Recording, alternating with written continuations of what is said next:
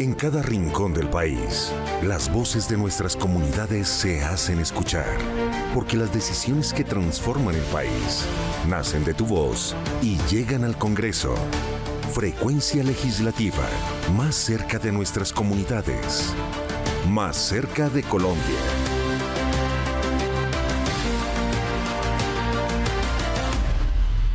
Un gusto conectarnos con todos ustedes en Frecuencia Legislativa. Aprovecho para saludar a todos los que se conectan hasta ahora a través de las más de 70 emisoras de Radio Nacional de Colombia y a través del canal Congreso, quienes nos pueden ver.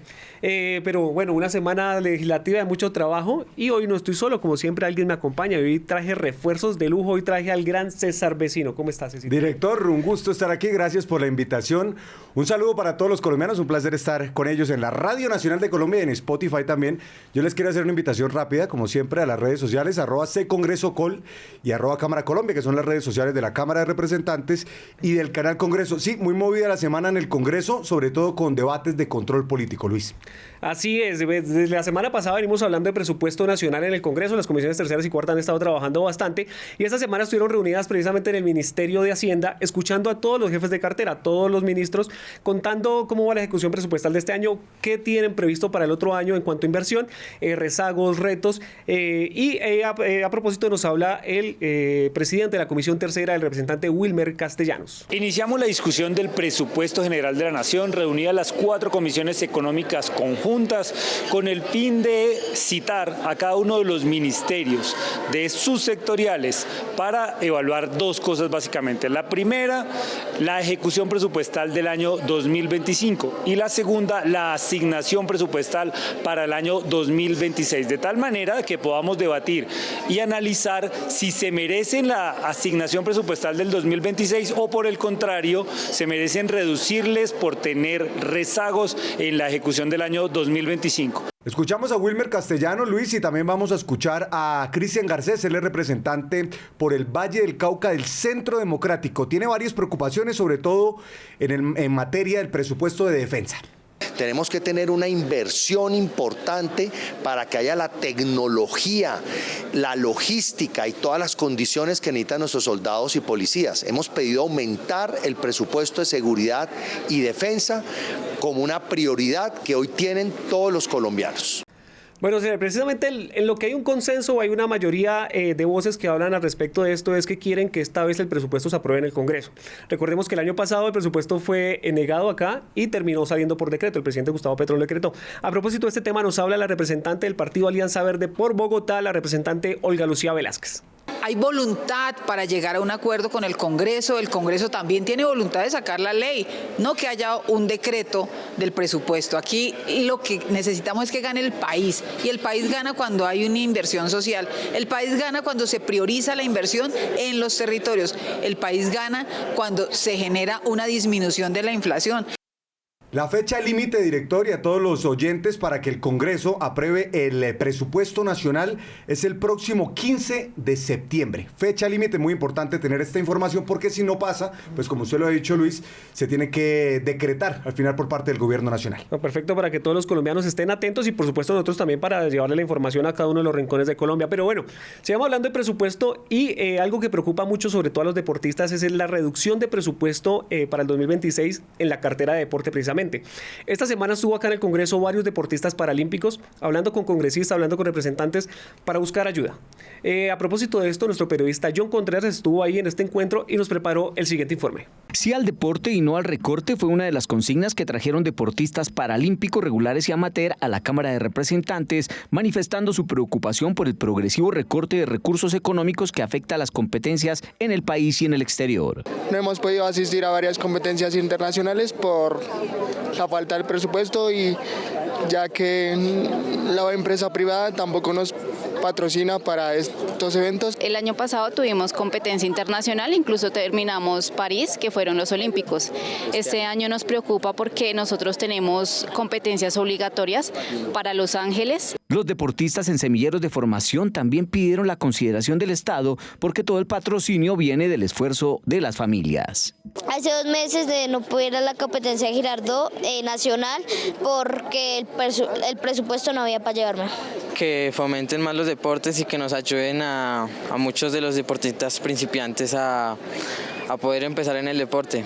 El presupuesto para el deporte el año pasado fue de 1.3 billones de pesos y ahora pasará a 0.3 billones, lo que preocupa también al legislativo. El recorte es de 1 billón de pesos por año, que es casi el 90% del presupuesto, lo cual es desproporcionado, demencial e injustificado. Hoy nos unimos desde el Congreso de la República a las voces de nuestros deportistas y de nuestros paratletas para decirle al gobierno que los escuche. Por ahora, más de 40 congresistas firmaron una proposición para que se haga una redistribución del presupuesto y se adicionen 555 mil millones de pesos para el deporte en el 2026.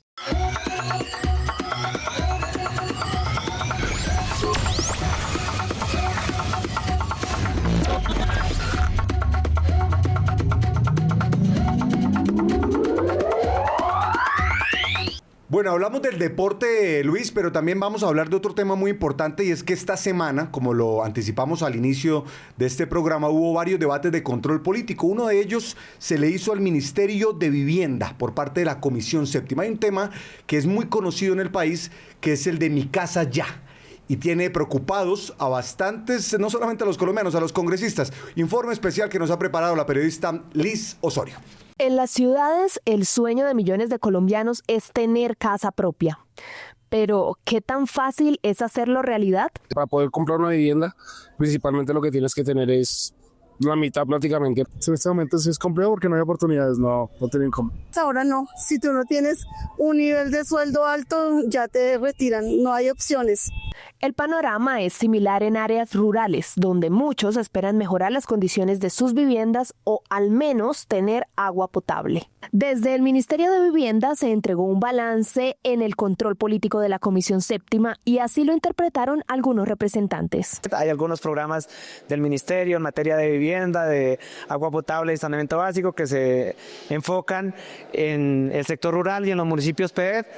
Sin embargo, frente a las metas que están establecidas en el Plan Nacional de Desarrollo, pues hay aspectos por mejorar. Es un ministerio que no avanza, no lo digo yo, lo dicen los ciudadanos, todo el tema de Mi Casa Ya. Para impulsar el acceso a vivienda, los representantes hicieron propuestas que faciliten la oferta desde el Estado. Que haya una compra de proyectos que ya estén terminados, para poder entregar a estas familias que también lo están necesitando y vivienda usada. Sobre el programa Mi Casa Ya, la ministra dijo que será priorizado para las poblaciones más vulnerables y destacó la inversión realizada. Hemos invertido, es que esta es una cifra que 7.64 billones en Mi Casa Ya y en las coberturas Fresh. En este gobierno del cambio, el 66% del presupuesto de vivienda. Según un reciente informe del DANE, el 40% de los hogares en Colombia viven en arriendo. Bueno, pero ya es hora de que sacamos un poquito el presupuesto, llevamos dándole desde la semana pasada este tema. Hablar de otra cosa que preocupa mucho a todo el país en general y al Congreso puntualmente, y es el tema del conflicto, el tema de la seguridad. Usted estuvo muy pendiente de esto a propósito de lo que sucedió las últimas 2 semanas con el helicóptero en Amalfi, Antioquia, y el atentado en el Valle del Cauca, y últimamente el secuestro de los militares también. Sí. Cuéntanos un poco, Citar, ¿qué pasó con esto? Bueno, no solamente eso, ¿no? Las amenazas, por ejemplo, o el atentado al congresista Julio César Triana hace unos días nomás, las amenazas al alcalde de Cali y a la gobernadora del Valle del Cauca. En fin, son varios episodios lamentables que son noticia nuevamente en el país. Por eso, en el Congreso, Luis, no solamente hay preocupación, sino que hay propuestas para poder contrarrestar el conflicto armado. Una de ellas es hacerle seguimiento y control político a la implementación del Acuerdo de Paz de 2016, que es fundamental para todo el tema de paz en el país. Pero además, esta semana arrancaron las audiencias públicas de algo que va a ser quizá muy polémico y muy debatido en los próximos días. Se trata del proyecto de ley de sometimiento, así se llama, y es un trato diferenciado penal con 8 grupos al margen de la ley. 8 grupos criminales que están en negociaciones con el gobierno nacional. Pero a propósito de esto y otros temas que tienen que ver con la paz, hemos preparado el siguiente informe con los congresistas hablando de lo que el Congreso está haciendo para contrarrestar el conflicto armado en Colombia. El control político, que es una responsabilidad de los congresistas, es fundamental para saber cómo se está implementando el proceso de paz de 2016. La Agencia de Desarrollo Rural, la Agencia Nacional de Tierras, la Unidad para las Víctimas, el DNP, el Ministerio de Hacienda, la Dirección de Sustitución de Cultivos, entre otros, son los convocados a que nos cuenten qué es lo que se ha hecho, dónde están los proyectos o dónde está la plata. Por su parte, en medio de 2 semanas difíciles en cuanto a orden público, empezaron las audiencias públicas de la Ley de Sometimiento, que busca un tratamiento penal diferenciado con 8 organizaciones al margen de la ley, 3 urbanas en Quibdó, Medellín y Buenaventura, y otras como el Clan del Golfo y Conquistadores de la Sierra. En todos los casos tiene que haber un componente de justicia, sobre todo para los máximos responsables que han cometido graves crímenes. Estamos hablando de grupos criminales, por eso, por ejemplo, a los reincidentes se está planteando penas de 8 a 10 años, para los que son comandantes de 5 a 8 años, bueno, que es más o menos los estándares que ya se han aplicado. La ley de sometimiento empezará a debatirse a finales de septiembre. Sin embargo, ya hay un congresista que anunció que propondrá archivarla. No hay justificación alguna para seguirle dando beneficios a los criminales, reducción de penas, hasta patrimonio se les va a permitir tener o conservar a partir de esa ley cuando el país está incendiado. Distintos caminos y argumentos, pero un mismo objetivo en el Congreso: responsabilidad para buscar la tan necesaria paz. Síguenos en nuestras redes sociales como Cámara Colombia. Bueno, Citar, quiero que pongamos ojo al siguiente dato. Según la Misión de Observación Electoral, se han registrado en 2025 134 casos de violencia política contra las mujeres. Eso es un dato alarmante y más en una época electoral, precisamente. Sí. Esta semana hubo un conversatorio entre la Comisión de la Mujer y la Universidad de los Andes, donde se hablaron estos temas de violencia política contra la mujer y también violencia digital. Entonces, quiero que escuchemos a la representante del Estatuto de Oposición, Marilén Castillo, quien se refiere al tema. Cómo hoy los medios vulneran a las mujeres que se encuentran en política, cómo les faltan al respeto, cómo se amenazan, cómo se descalifican, que es muy preocupante ese ejercicio. Bueno, no es para nadie un secreto, Luis, la violencia que se vive en las redes sociales. No es un tema lastimoso. Nosotros normalmente damos ese mensaje de paz, de tranquilidad, de que se debata con argumentos y no con esa pelea y con esa violencia que vemos normalmente en las redes sociales solamente por pensar diferente.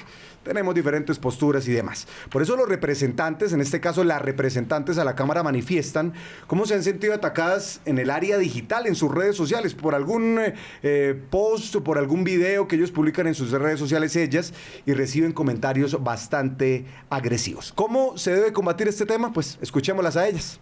He recibido ciertas manifestaciones de violencia, como la de que me quite el turbante, porque el turbante no nos deja pensar a las mujeres negras, como que ahí está cuando nosotros hacemos unos debates fuertes, cuando hago un debate fuerte acá en el Congreso, que ahí estaba por habernos elegido y teníamos que estar en una casa de servicio doméstico. Y en las redes sociales la gente a veces dice lo que no es capaz siquiera de decir en persona.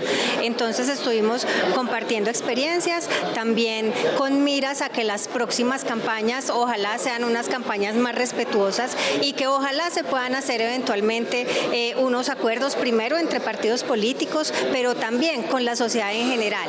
No hay necesidad de insultar a las personas para manifestar una diferencia. Bueno, César, importante este tema y sobre todo resaltar que cuando la Universidad y el Congreso se unen en estos foros se abre un espacio muy importante de participación y sobre todo ahorita que hablamos en temas democráticos. Entonces, muy bien por estos espacios, muy bien que se hable de estos temas, muy bien que se siga apoyando la participación política de la mujer y no a este tipo de violencias de ningún tipo, ni digital, ni física, ni mental, ni ningún tipo de violencia puede estar permitido en este país. Sí, total. Es el mensaje que siempre hemos entregado desde el Congreso de la República. Además, la nueva mesa directiva ha trabajado mucho en el tema, ¿no? Que desde el Congreso se dé ejemplo, que se le baje a la agresividad en el tono político y que se debata con argumentos, que pensar diferente pues hace parte de la democracia y hace parte de construir país. Pero si usted sabía que llevamos un rezago de 3 décadas, 30 años, en planes de ordenamiento territorial en Colombia. Colombia no se ha actualizado. No lo sabía. 30 años en ese tema y estamos tratando de avanzar en que los municipios sepan cómo está su territorio, saber dónde construir, dónde sembrar, para precisamente también poder progresar, tener un mejor progreso y sobre todo cuidado de las comunidades. Usted sabe que han pasado muchas catástrofes donde hay construcciones alrededor de la orilla del río. Claro. Pasa el río, se crece y se lleva a todo el mundo. El famoso POT. El famoso POT. Sí. Entonces, la Comisión de Ordenamiento Territorial citó a varios directores de corporaciones del Estado y estuvieron hablando de este tema. A propósito de esto, nos habla la presidenta de esa comisión, la representante por San Andrés y Providencia del Partido Liberal, Elizabeth J. Pan. Logremos reunir a todos los alcaldes y gobernadores para que puedan entonces conocer de viva voz toda esta información y poder entonces aplicarla para que puedan actualizar su ordenamiento territorial y catastral en cada uno de estos municipios. Por su parte, Eduardo Sarmiento, que es representante por Cundinamarca del Pacto Histórico, resalta los avances que ha tenido el país en este tema y que han sido impulsados por el gobierno nacional. Escuchemos a Eduardo Sarmiento.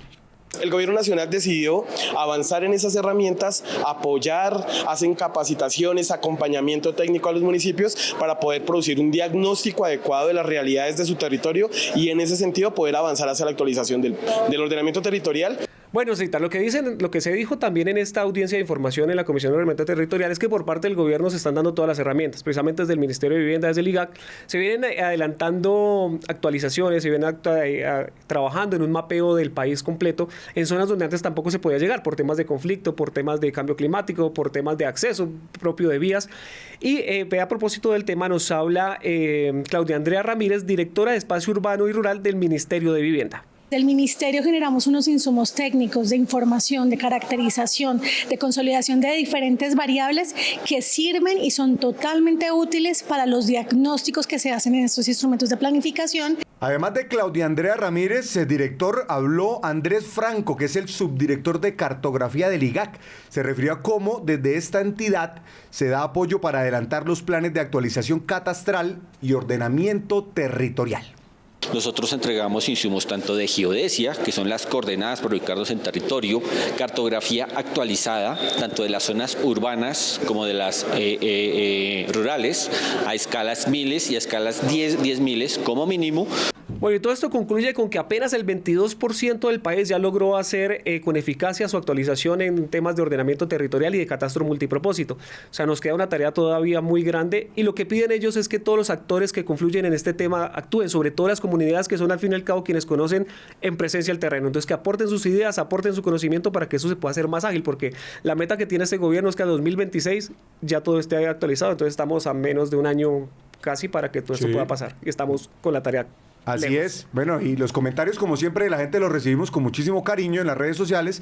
Este es un tema muy importante, director, el de la actualización catastral y ordenamiento territorial, pues un tema un poquito pesado, ¿no? Un poquito técnico, un poquito... Hay que informarse muy bien porque es un tema que nos compete a todos los colombianos, pero de este tema que es un poquito más serio, un poquito más técnico, nos vamos a otro un poquito más relajado. Pa' Santa Marta. Playa, Marta, brisa y mar. Nos fuimos para Santa Marta. Dicen Jorgito Aranguren que cuando uno está frente al mar se le olvidan los problemas. ¿Se le ha pasado eso o no?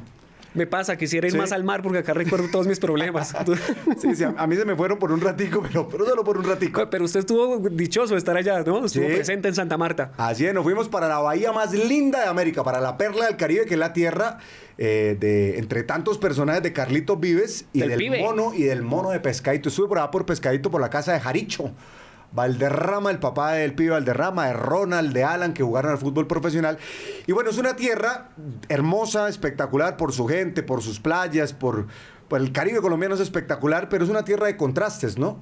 Porque así como tiene alegría, talento, cultura, historia, pues también tiene un montón de problemas y parece que estos 500 años que recién cumplió Santa Marta, pues en varios aspectos y en varias áreas se han quedado estancados en el tiempo, no han avanzado.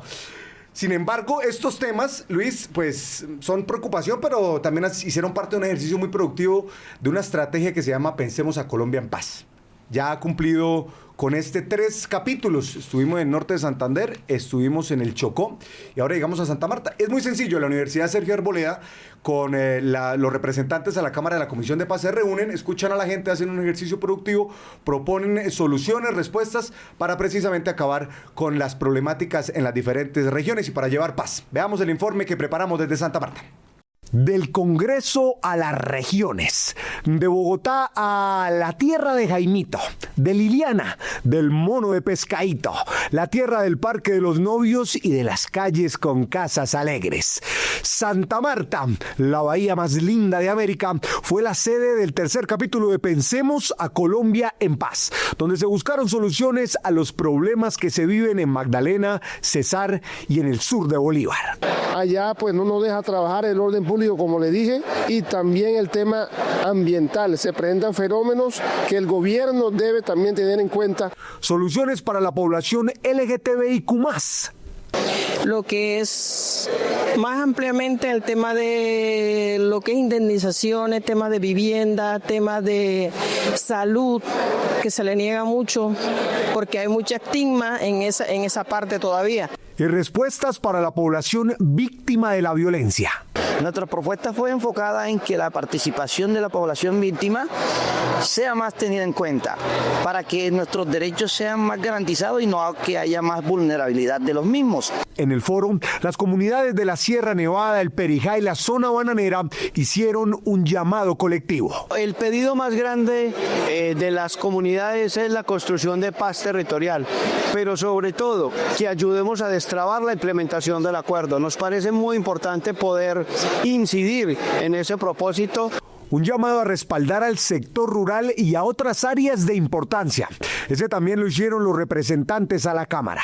Por ejemplo, para la titulación de tierras en zonas de reserva forestal, muchas familias campesinas que llevan 50 años con la posesión de las tierras no tienen título de la tierra y eso le limita el desarrollo. Entonces ahí hace falta, por ejemplo, una ley. Los proyectos aeroportuarios, las vías terciarias, los caminos comunitarios para la paz, la comercialización de los productos, fortalecer mucho los proyectos productivos. El Magdalena, otro departamento de contrastes. Por un lado, cultura, turismo, talento y alegría.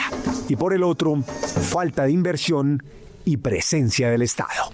Porque la paz empieza con un Estado que funciona, con una normatividad que funciona, con una institucionalidad que funciona. Bueno, César, estamos en fin de semana y yo le iba a preguntar a usted si tenía plan, pero es que usted acaba de venir de Santa Marta, o sea, usted iría a trabajar el fin de semana, dejarnos descansar al resto. Pero por si acaso, ¿tiene plan para el fin de semana? No, y no puedo gastar plata tampoco. pero bueno, pero venga, miren. Nosotros estamos estrenando una sección que se llama El Recomendado de los Representantes. Para salir un poco de lo legislativo me gusta. También y que la gente conozca qué hace un representante, porque puede recomendarnos cualquier cosa. Okay. En esta ocasión, nuestra periodista Lilibet estuvo hablando con los representantes para ver qué hay para hacer el fin de semana en las diferentes regiones o qué plan nos propone. Me gusta.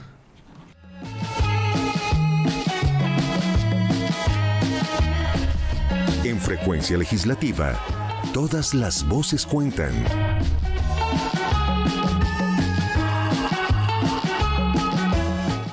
Desde el Legislativo, el recomendado de la semana por parte de nuestros representantes son las fiestas tradicionales en sus regiones.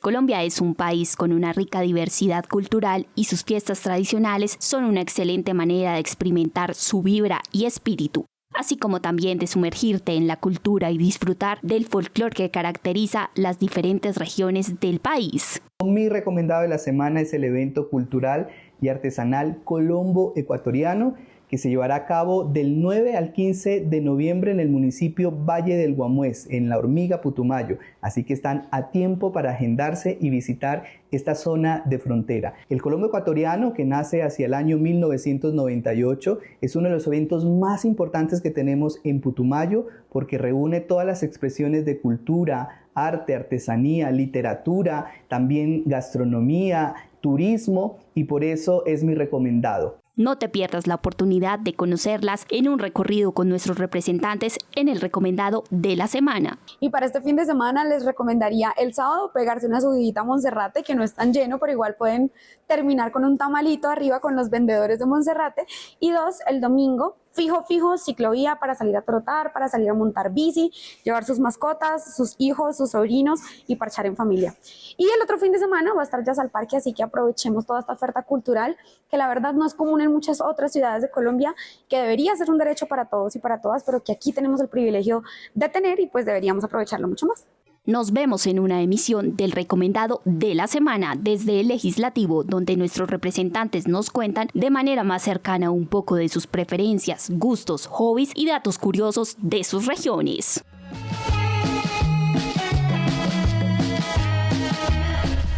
En Frecuencia Legislativa, todas las voces cuentan.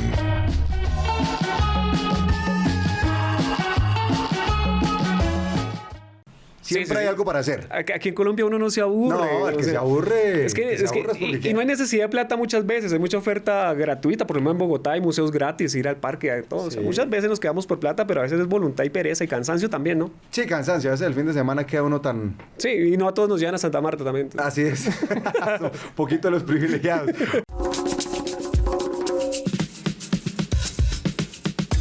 Esta es una pausa para respirar. Esto es Cámara Cultural.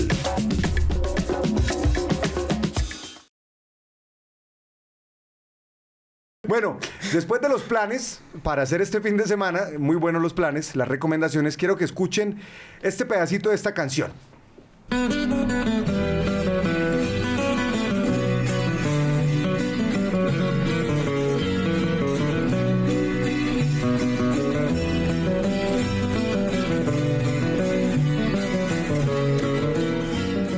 Pueblito Viejo, compuesta por el maestro José A. Morales. Una canción clásica, ¿no? Clásica, que tiene que trascender generaciones. ¿Usted se la sabe? Más o menos, sí, pero me gusta mucho. A mí también me gusta. A mi papá, a mi mamá. Es que nosotros somos de modelo 90. Sí, alcanzamos somos de esa transición ahí que alcanzó a coger varias cositas de... Sí, no podemos ocultar la edad tampoco. Bueno, y hemos hablado de esta canción, de esta tradicional canción colombiana, porque mi querido director, les cuento que, y a los oyentes, que fue aprobado un proyecto que busca rendir honores a este oriundo del Socorro Santander, al maestro José A. Morales. De su departamento, usted es santanderiano, ¿no? Sí, orgulloso. Así es. Socorro, que es una tierra bellísima también. Esta es una pausa para respirar. Esto es Cámara Cultural.